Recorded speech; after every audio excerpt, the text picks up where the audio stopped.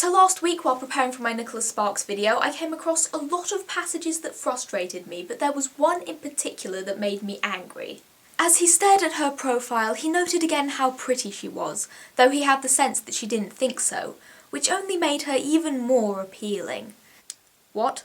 I absolutely loathe this concept that not thinking you're beautiful or not having self-confidence makes you more attractive to men. Because essentially what that's doing is feeding into this idea that women need approval from men when it comes to how they look, and it actually reinforces this really toxic concept that women are never ever allowed to love themselves. I mean, from the time that we begin to become conscious of our surroundings, there are messages left, right and centre telling us how we need to change ourselves in order to be deemed attractive. Have smooth skin, no body hair, long dark eyelashes, be white but not too pale, have thick shiny hair, be skinny, or curvy, whichever one it's more popular to tell girls they should look like nowadays. Thigh gaps are essential. Body odour should be non-existent. Be tall, have large eyes, full lips. The list goes on and on. Artist Molly Crabapple has described a woman's beauty as being seen by society as her grand project, and it's one that you're never allowed to step back from and say, this is good, I am happy with it, there are no more changes necessary.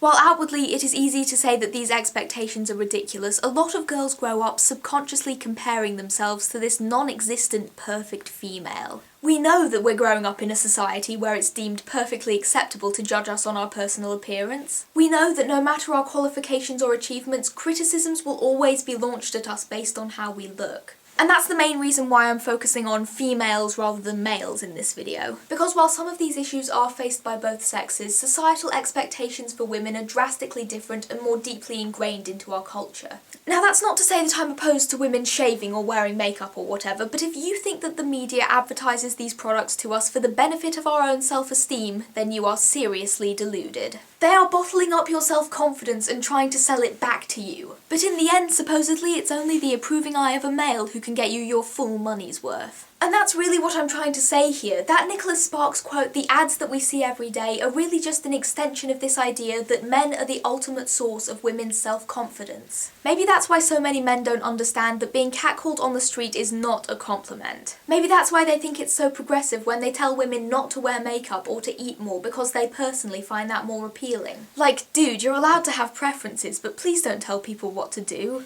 And I bet you anything that the guys who maintain that the best women are the ones who don't realise they're beautiful are also the ones who are reluctant to deal with a partner suffering from the psychological effects of this attitude. In my English class a few weeks ago, we were shown covers from magazines that were clearly aimed towards women, and down the sides they were advertising different ways to deceive people into thinking you're younger or thinner or just different than you actually are. Women are expected to be in a constant state of denying their actual appearance for the benefit of others. So it makes sense, right, that most women have said at one point or another, screw this. However, overlooking the fact that it's already difficult enough to build a positive self-image, most women who have self-confidence are labelled as egotistical attention seekers. How dare you dress in a way that makes you feel good about yourself? How dare you wear that outside or post a picture of yourself online? If you do either of those things, then you should expect and accept the judgment and harassment that you receive, no matter how rude it is. Politely, fuck that. Fuck the culture that tells us to dress and act for other people's approval. Fuck the idea that being satisfied with how we look is somehow a failure of our personalities. I'm quoting somebody I follow on Tumblr here, but I reject the concept that I am supposed to hate myself. And I hope that's something that you can do too. DFTBA.